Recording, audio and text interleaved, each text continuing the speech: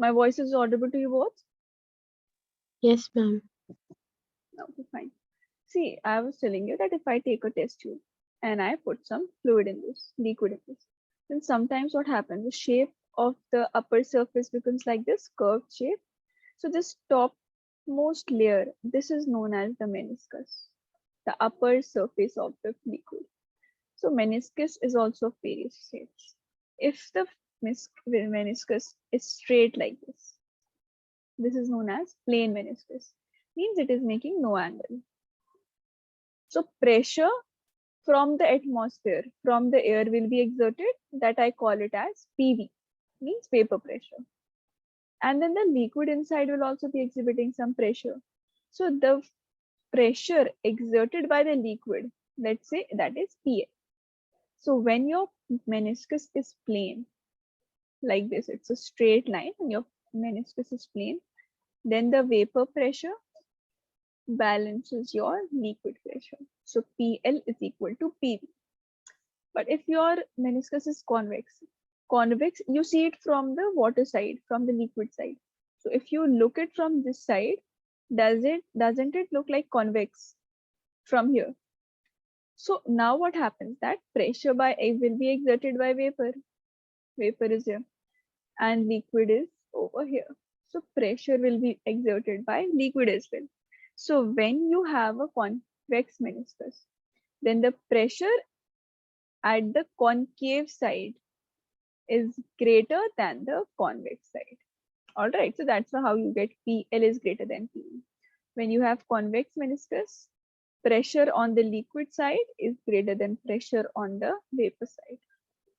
Similarly, if you have a concave meniscus, a meniscus like this curved shape, then this vapor atmosphere will be exerting pressure. And again, the liquid will be exerting pressure as well. So now what happens? See, the pressure exerted by the vapor now becomes more than the pressure exerted by the liquid. So you get PV greater than PL. So these are the three shapes: plane meniscus, convex meniscus, concave meniscus, and we get various types of relations between the vapor pressure as well as the pressure exerted by the liquid. Is this clear? Yes, ma'am. Okay, now see what exactly is excess pressure. The extra pressure difference that we get, that is actually known as the excess pressure. I'll tell you how. See, this is a drop. It's a spherical drop. Now see, inside the drop, it would be exerting pressure inside, the pressure which is present inside this drop, and atmosphere will be exerting pressure as well. The atmospheric pressure will be there. So excess of pressure is the difference of the inside pressure and the atmospheric pressure. So what is excess of pressure? Excess of pressure, if I represent it by P, then it is pressure inside the liquid minus the atmospheric pressure. This pressure difference that we get, we call it as excess of pressure. Now see, if we want to derive the formula for it, how will we get? So net outwards pressure is P. This is the net pressure that we get.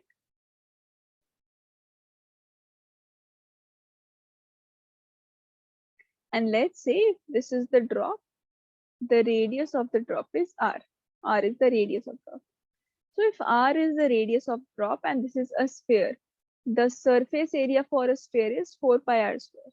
So if capital R is the radius, then the surface area of the drop will be 4 pi r square, 4 pi capital R square. Yes or no? This is how we calculate the surface area of the sphere. Had we had the volume, then we would have taken 4 by 3 pi r cube. Here we have surface area only. So the surface area of the drop with the radius r would be 4 pi capital R square. Now see, if P is the pressure and surface area is this, A is 4 pi R square. P pressure is P and area is 4 pi capital R square. Hishma, can you tell me what should be the relation between pressure, area, and force? How will we be able to get force using these quantities? Pressure is equal to force by area. Pressure is equal to force by area. So if we want to calculate the force would be the product of the pressure as well as the area. So it would be pressure multiplied by 4 by capital R square. That is the force. So till here, is it clear? Yes, ma'am. Okay, see. Now if I say this is the drop that we have, and if I take this small element dr of radius dr, this small element, and the radius of the drop is r. Radius of this drop is capital R. If I take a small element dr. Now see, work done due to excess pressure to expand the drop by dr. If I want to, this was my drop with the radius r. This was my drop. Now I want to expand it by dr amount. So do you remember the formula for work done? If the force is this much and the displacement that we require to produce is dr. So what should be the formula of work done? Ayesha?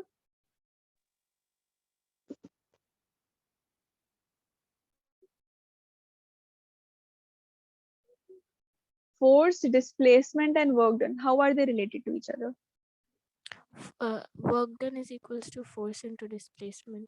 Yes, exactly. Work done is equal to force into displacement. So from here, it would also be the work done. Let's say dW is the amount of work done in order to expand this. It would be F into dr. All right. So if you put the value of force, dW would be P 4 pi capital R square dr. Let's say this is our first equation. So this is the work done due to excess of pressure to expand the drop by this much amount. And what is the amount that we have taken? dr. Now see, this is one work done due to excess of pressure. Now we'll have one more work done because of surface tension. Remember, we have done surface tension in the last class. What was surface tension? So we have seen surface energy as well in the last class. Who remembers the formula? Hishma, you tell me. What was the formula for work done? Surface energy. Work done, surface tension. Work done, surface tension. Any relation between work done and surface tension and area?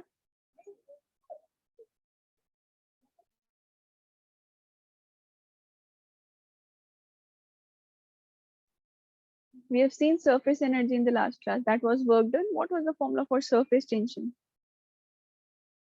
We have seen change in Force by length. surface tension was force by length. But when we wanted to calculate the work done, means the surface energy, work done is equal to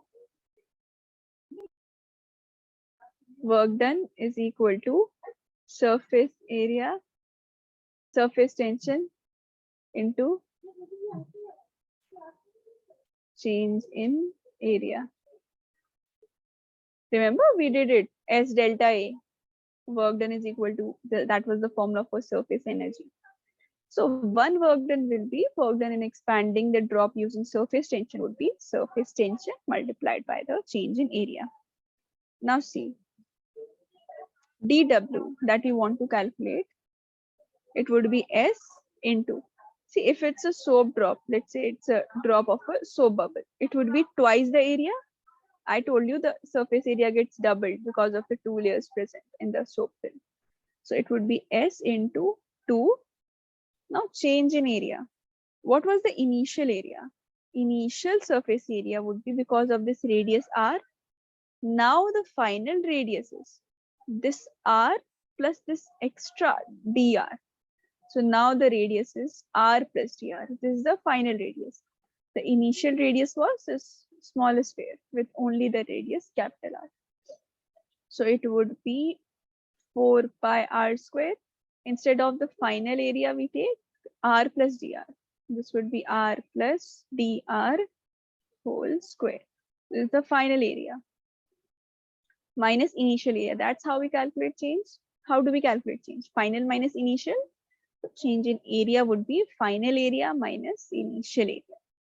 So 4 pi r plus dr whole square means the final radius minus the initial radius that we have. That is 4 pi capital R square only. Understood? How have we written this equation? Is this clear or should I repeat? It's clear, ma'am. It's clear, both of you? Yes, ma'am. All right. Now see, let's just solve this equation. We have got this equation. This was the task. Now we just have to simplify it. So let us take 4 pi already common from both of them. 4 pi multiplied by 2 would give us 8 pi. This s is there. Now let us expand this. Using the identity a plus b whole square. This would be r square plus dr square plus 2r dr minus 4 pi has already been taken from common. So this would be r square only. We'll be left with this only.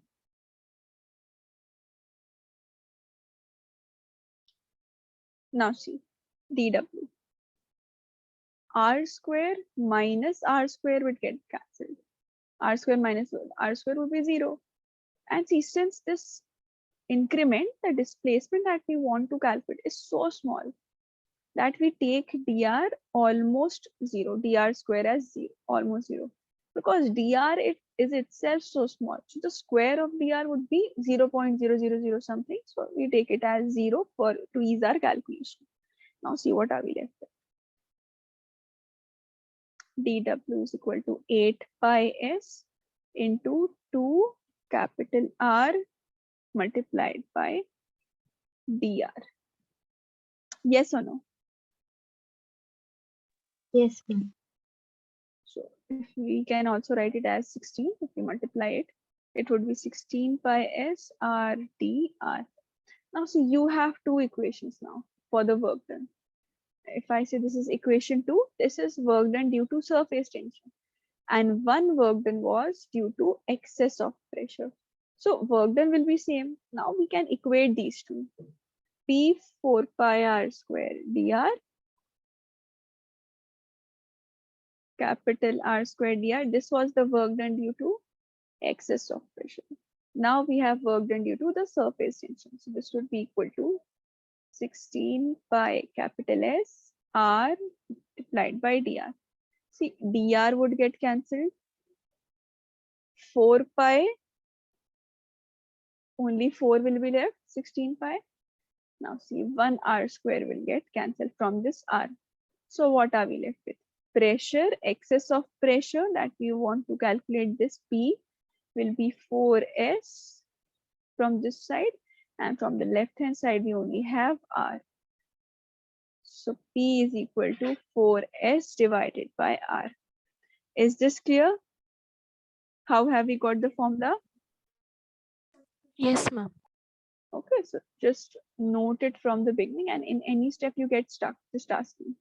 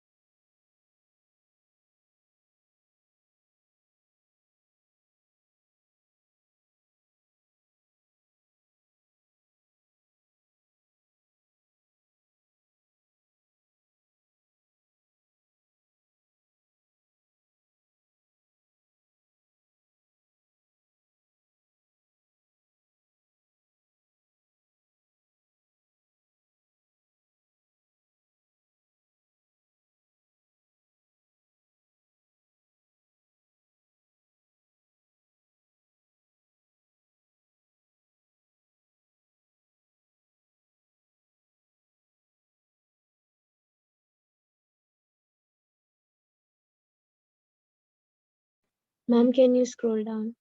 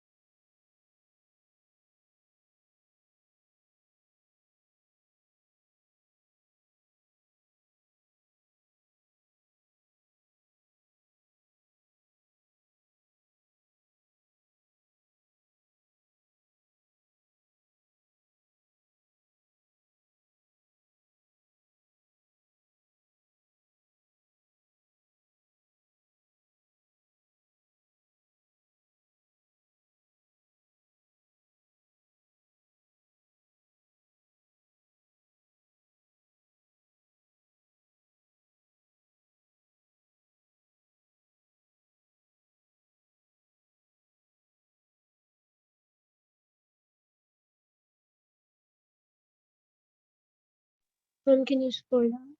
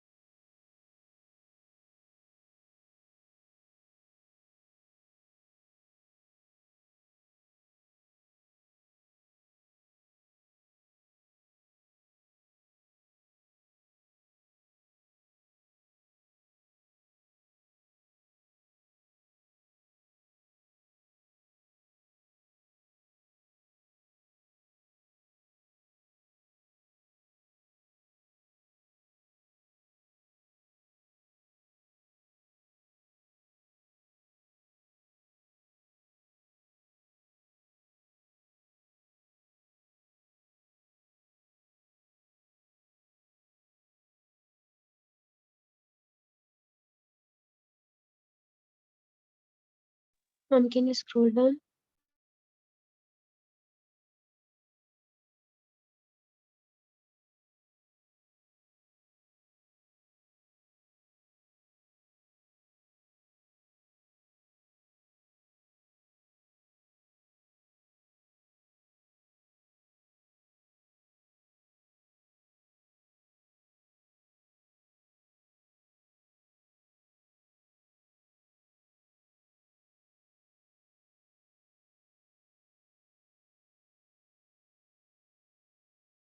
Done, ma'am.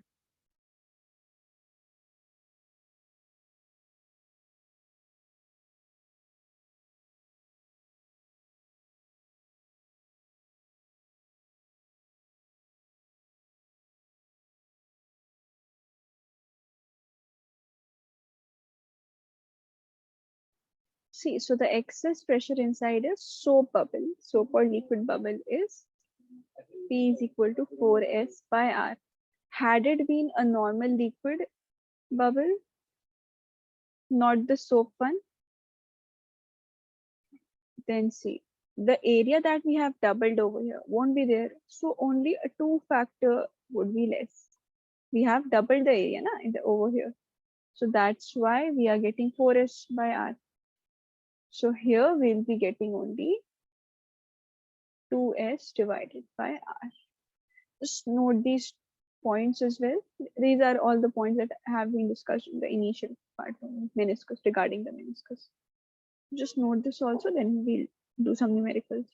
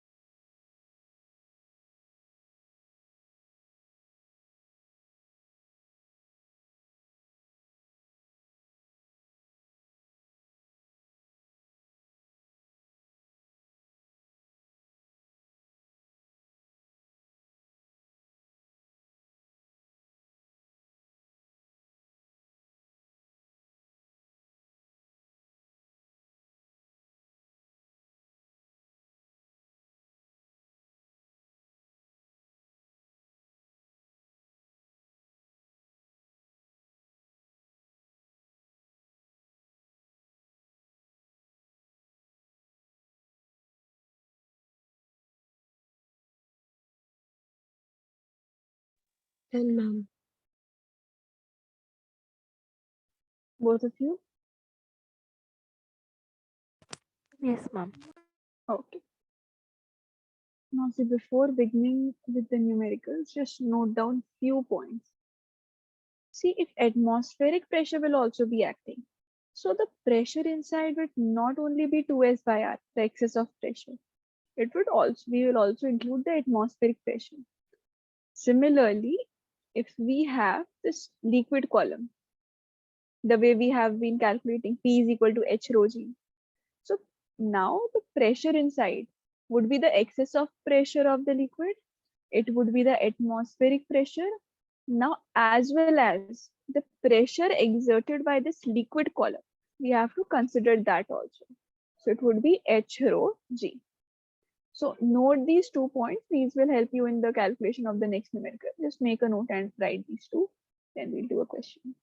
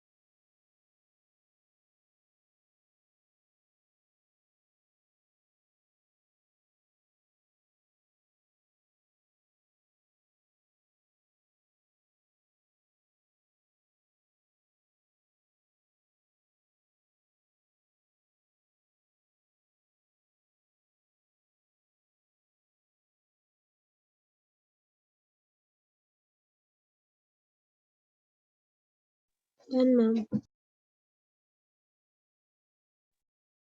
You see, based on this, especially the second point that I have made you written, just try this numerical. At least do one thing.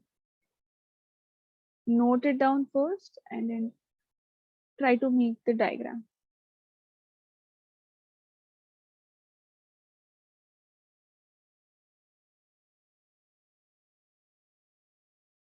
This is the vessel. Inside this, a thin tube has been kept. Of the diameter of this tube is 2 millimeter. Now it is placed 8 centimeters below the surface of water. So if this is the surface of water, then the depth of this capillary tube till is 8 centimeters. All right. Now see, and the diameter is 2 millimeters. So you have to calculate the pressure required in tube to blow a hemispherical bubble. Means this is a bubble. If you throw in air from here, a bubble will be drawn. So you have to find out what is the pressure. So use the equation that we have done just before. Try to calculate the excess of pressure. Take 2 to 3 minutes and I'll help you.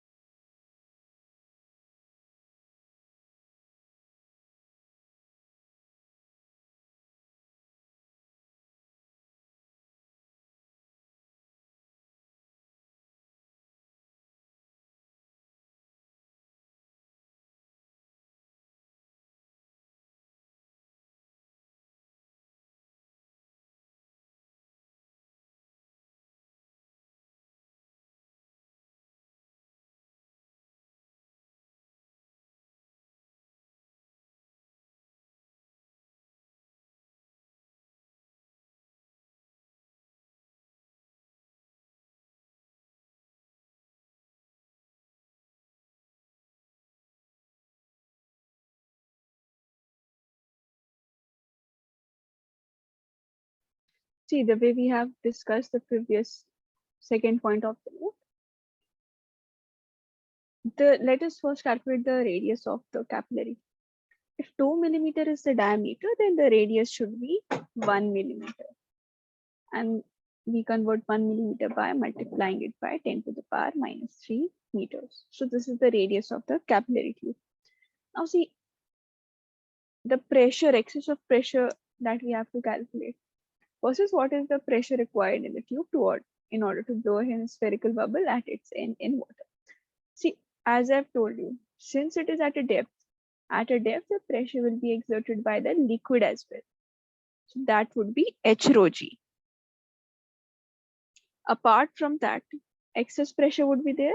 And since it is open to the atmosphere, atmospheric pressure will be there.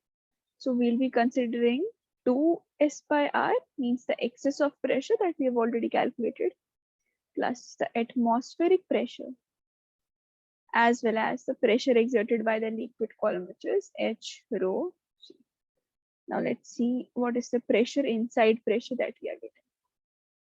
Surface tension is provided to you. 2 into surface tension would be 7.3 into 10 to the power minus 3 divided by radius is 10 to the power minus 3 plus atmospheric pressure. As I've told you, you have to remember the value of atmospheric pressure because many times it won't be mentioned in the question like this.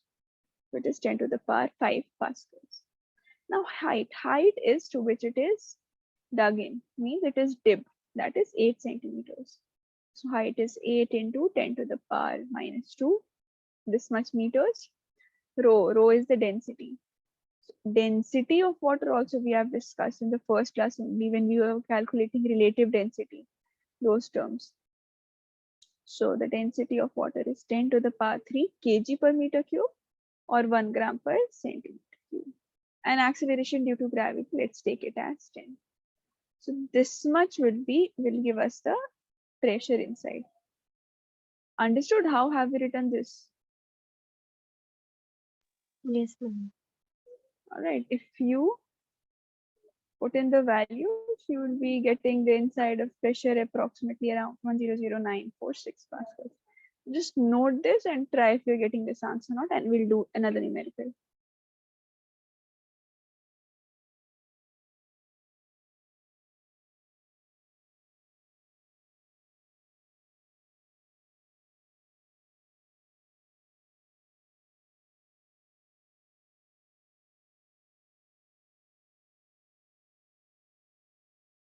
Done, ma'am. Okay, try a numerical, one more numerical on this one.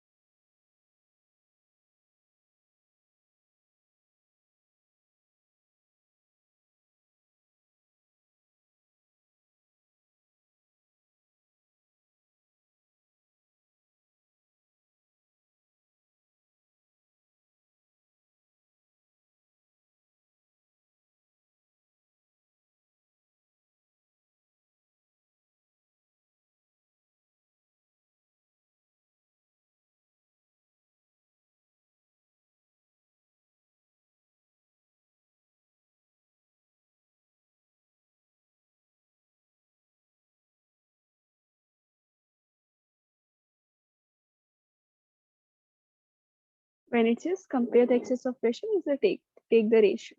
You have the ratio of the radius plus the 3. Then if you will get the ratio of the excess of pressure, you can use it to calculate the ratio of the work done. We have seen the relations. So just try to write it in the formula.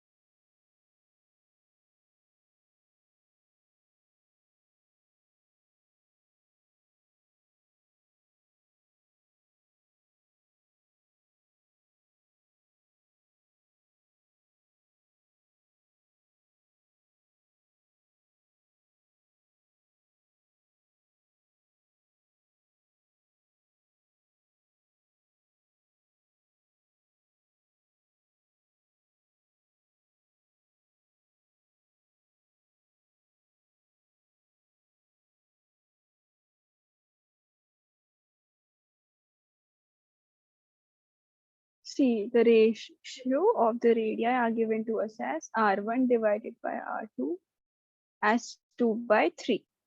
Now see what is the formula for pressure, excess of pressure. It is a soap bubble, so it would be the double formula that we have calculated initially. That is 4S by R. Fine. So P1 would be 4. Surface tension would be the same, divided by R1. Similarly, P2 would be 4S divided by R2. Now see, if we take the ratio of P1 and P2, what will we be left with? P1 by P2 would be 4S by R1 multiplied by R. This would get reciprocal, R2 by 4S. 4S is getting cancelled by 4S. Now what are we left with? R2 divided by R1 means 3 divided by 2. So what is the ratio of the pressures we are getting? P1 by P2 is equal to P1 by P2 is equal to 3 divided by 2. Now see, it is written work done. Calculate the work done also. Now see, we have seen a similar relation between work done as well. Work done was this is the second part. That was the first part. Now see, for the second part, work done is equal to surface tension multiplied by increase in area. Work done is equal to surface tension into increase in area. So work done would be surface tension into 8 pi r1 square. That is the step we have written previously. So similarly, work done would also be S into 8 pi capital R2 square. Now see, if we take the ratio of W1 by W2, we will be left with 8 pi R1 square divided by S8 pi R2 square. See, S8 pi would get cancelled. The ratio is for R1 by R2 whole square. R1 by R2 is 2 by 9, 2 by 3. So the square would be square of 2 is 4 and square of 3 is 9. So ratio of work done would be 4 by 9. Is this numerical clear to you both? Yes, ma'am. Okay, Yes, just ma'am. note down the solution.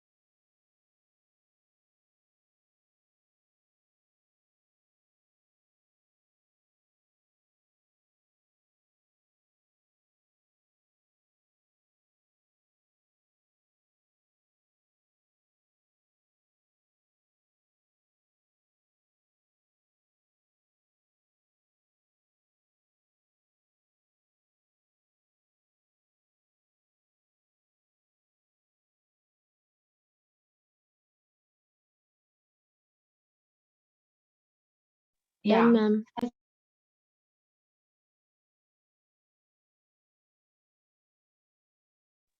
Done, ma'am. Okay. Now see, that was about excess of pressure. Now let's see one topic, that is angle of contact. We have to understand what actually is angle of contact. See, when a liquid surface touches the solid surface, this is the liquid surface, this is the solid surface. The shape of the liquid surface near the contact is generally curved like this. It can be plane, that we have discussed, the shape of the meniscus. So this is because of all the cohesive and adhesive forces that we have discussed previously before beginning with surface tension. Angle of contact is basically between solid and liquid. Solid means the walls of the container, liquid is inside fluid. The tangent to the liquid surface means if this is the curved surface, if I draw a tangent over here, tangent to this would be like this.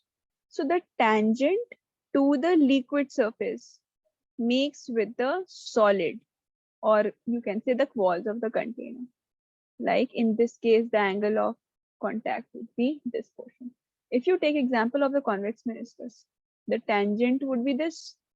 So the tangent that makes with the walls of the container.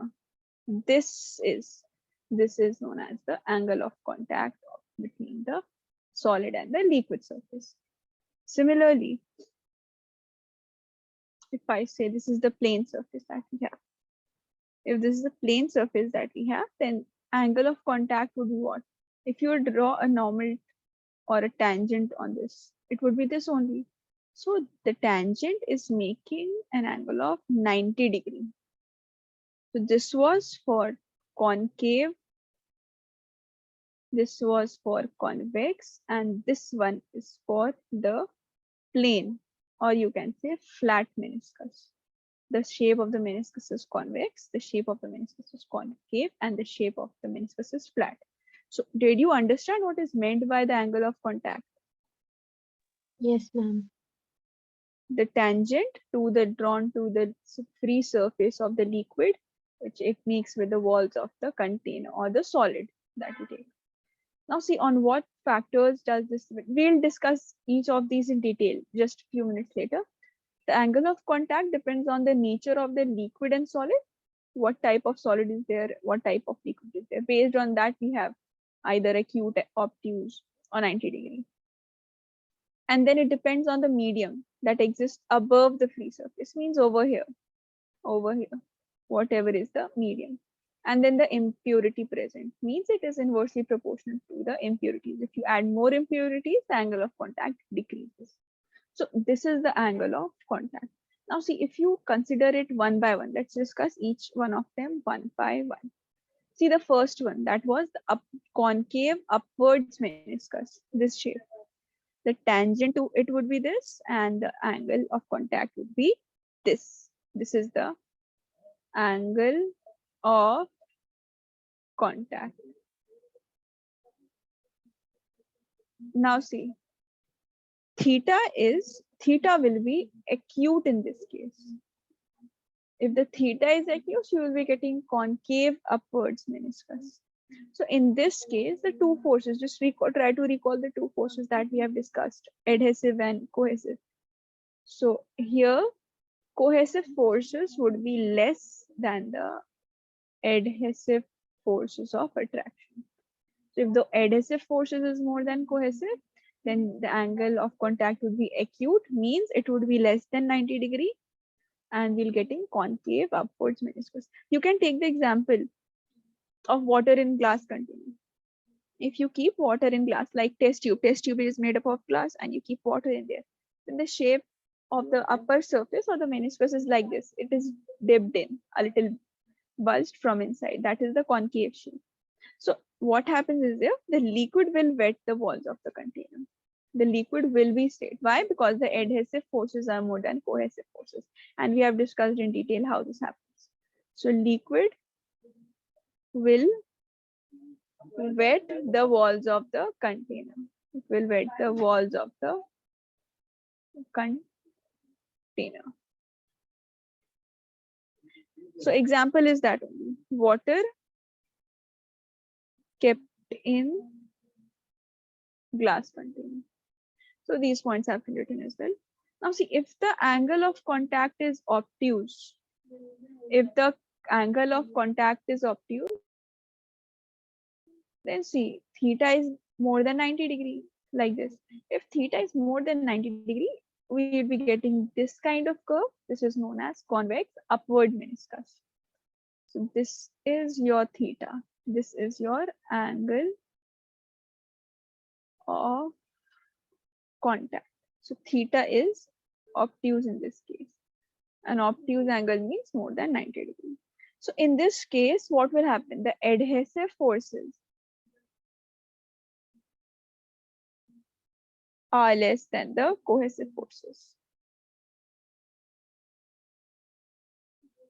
Are less than the cohesive forces. So see, that's why, because the cohesive forces are more, liquid will not wet the container. Like in case of mercury. If you take mercury in glass, mercury kept in glass, if you invert it, all the mercury will fall down. So that is about angle of contact is obtuse. If the angle of contact is plane, means 90 degree, like this, then we'll get a flat meniscus. This is known as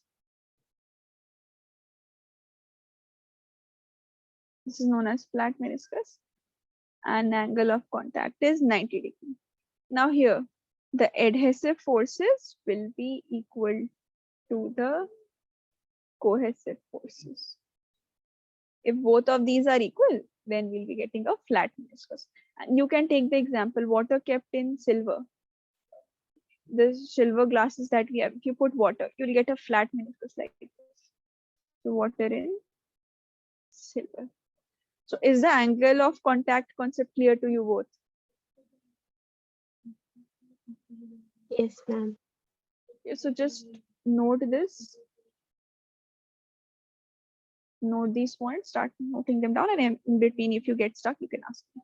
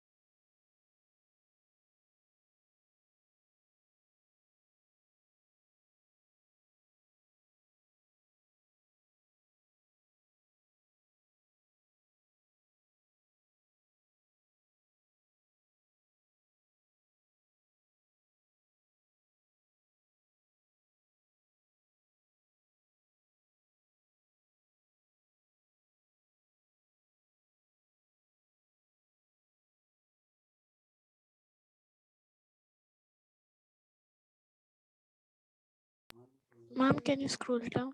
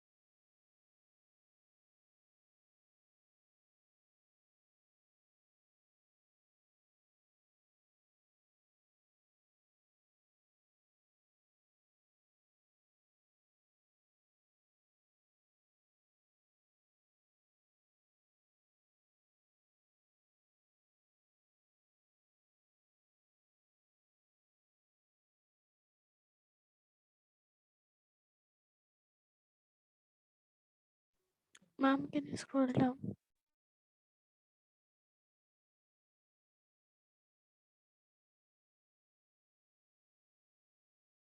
Ma'am, can you scroll up? Till where have you written it? Ma'am, I want to write that cohesive, adhesive. This one? Yes, ma'am. Okay.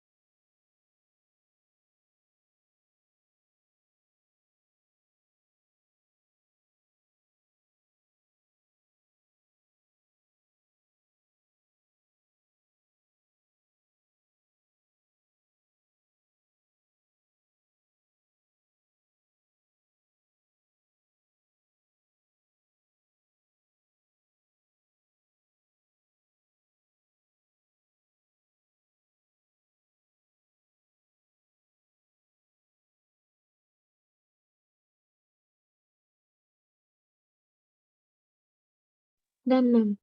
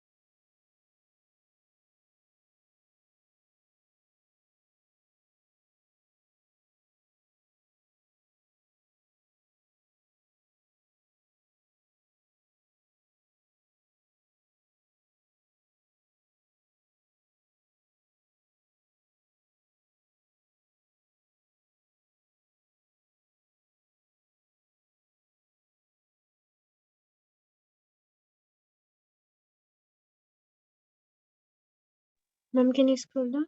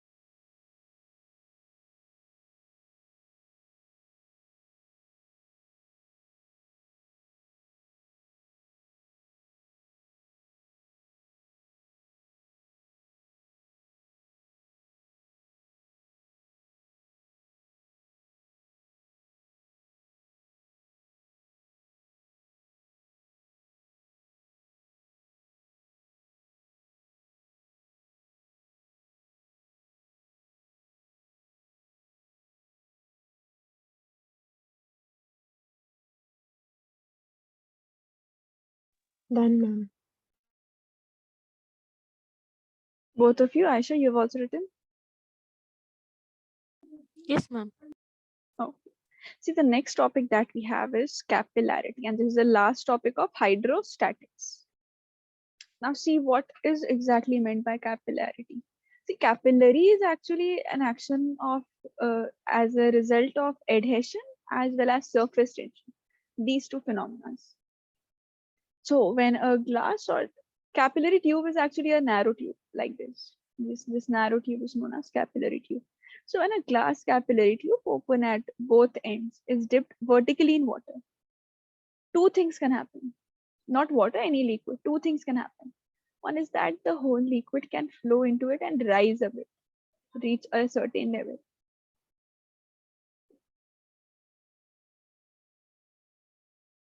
Like it can go up to it, like let's say to some level, to here. The liquid can go up to some level. It can rise. Other hand, what can happen is that if we take a container, we insert a narrow tube or capillary tube, and it may happen that this was the level of the liquid, and where we have inserted the liquid, instead of rising up, it has sunken down. The liquid has of the level over here has remained here. So this rise of the liquid in a narrow tube or the fall of liquid in a narrow tube, this action is known as capillarity or capillary action. This is the phenomena. So for example, you can take water. If water is there and you insert a very narrow thin tube, what will happen? The water will rise above. Means water will reach to certain height, let's say over here. Now see, if this is the height reached by water and this was the initial surface, so has the height of water increased or decreased in this case? This was the initial surface. Now the water has risen up to here. So water's length has increased. It has risen up. If you take the example of mercury, when you insert this narrow tube over here, the level was here. But when you have inserted mercury, its level is now over here. So this phenomena is known as capillarity or capillary action. And the narrower the tube, the greater is the rise or fall of the liquid. Like if this is thicker than this, the water will rise higher over here. And if you insert a thick tube in this side, if you insert a thick tube, then the fall in the liquid will be less. The liquid will fall over till here only. Whereas a narrow tube facilitates rising or falling greater than compared with the tube of the larger diameter. Understood what is meant by capillarity? This rising or this falling of liquid, this action is known as capillarity or capillary action. Now see, we can try to reduce the formula for this. That is known as ascent formula, means the rising formula. If I take this tube, I have taken on introducing capillary tube in liquid. pressure at convex side is less than concave side. This is the concave side. Let me take another capillary tube over here. Now see, this point is A point, this point is P point. This is another tube. So this is the shape of the meniscus now, and this point is A and this point is B. Now see, what is the atmospheric pressure acting? P naught.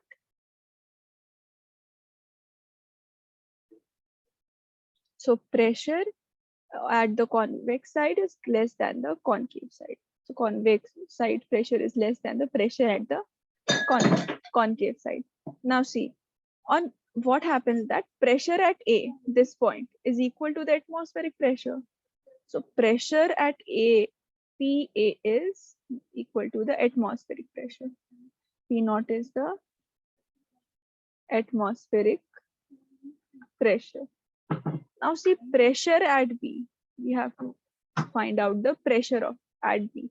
The pressure at this point won't be only equal to the atmospheric pressure, it would be equal to, we'll be considering excess of pressure as well. Remember, we have calculated this way only. So pressure at B would be P naught minus 2S by R. 2S, where 2S by R is what? 2S by R is the excess of pressure that we have been discussing. 2S divided by R is the excess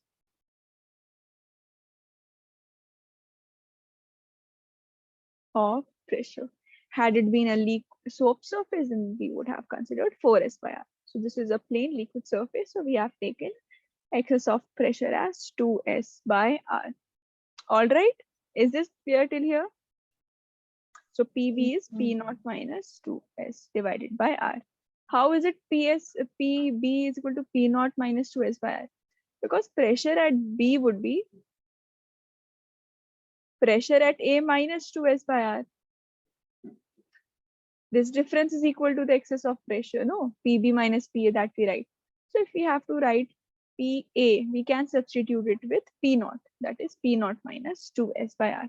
Now see, if we take point C outside, any random point, see that I have drawn it over. Let's see, C point I have taken outside the capillary tube. This is outside the capillary tube, but it is at the same level as that of B. So the pressure at C, that would also be equal to P naught. Now see what will happen. Due to this pressure difference that we are getting, fluid will flow from C to B.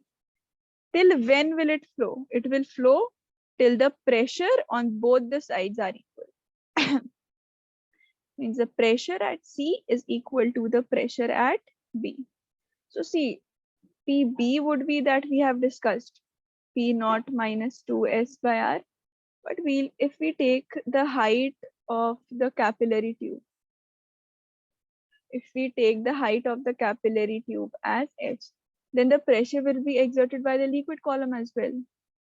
If the pressure will be exerted by the liquid column as well, then we'll be getting with this, along with this, we'll be having one H rho G as well. Yes or no? Won't be having H rho G. Pressure exerted by the liquid column. Now see, so P, now the flow of fluid will be till when? Flow of liquid, it will stop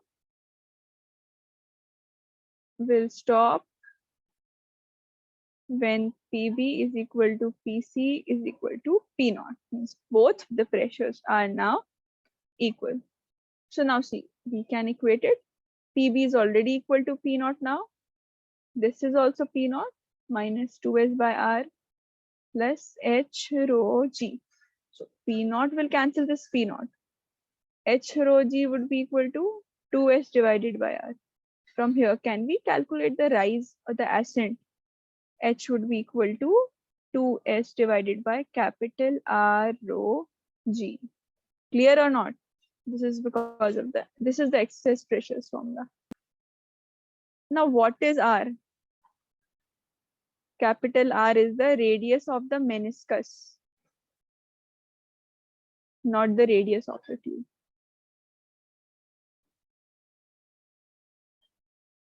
If this is your meniscus, then it is also a curved surface. It would be a part of curved surface. So it will have its own radius. That radius we have taken capital R. All right. So note these points on capillary as well, capillarity as well, and in between wherever you get stuck, you can ask me.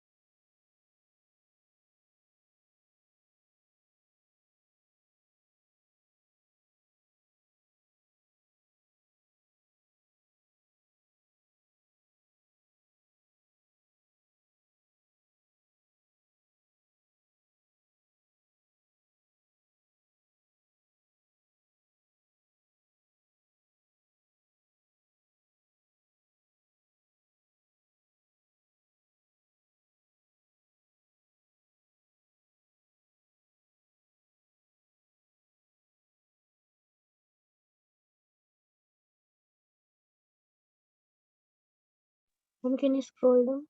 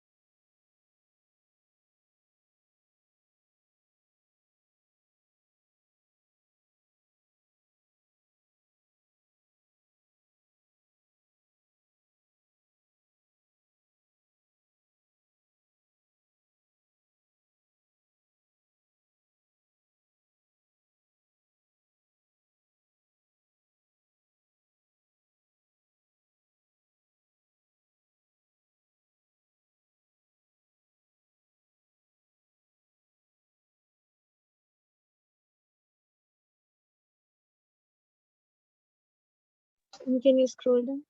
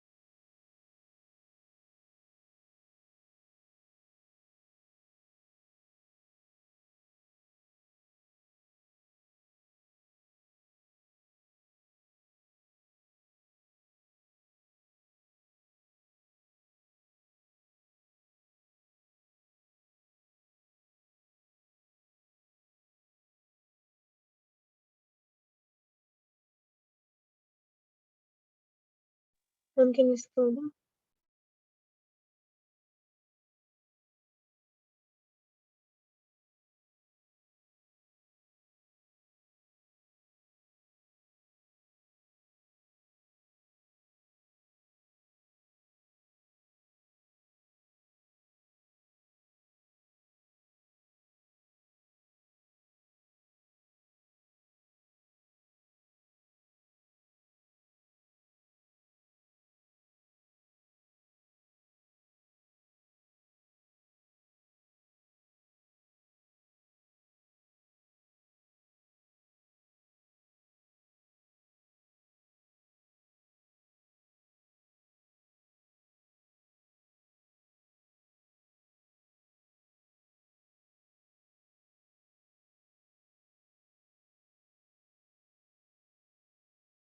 Done, ma'am.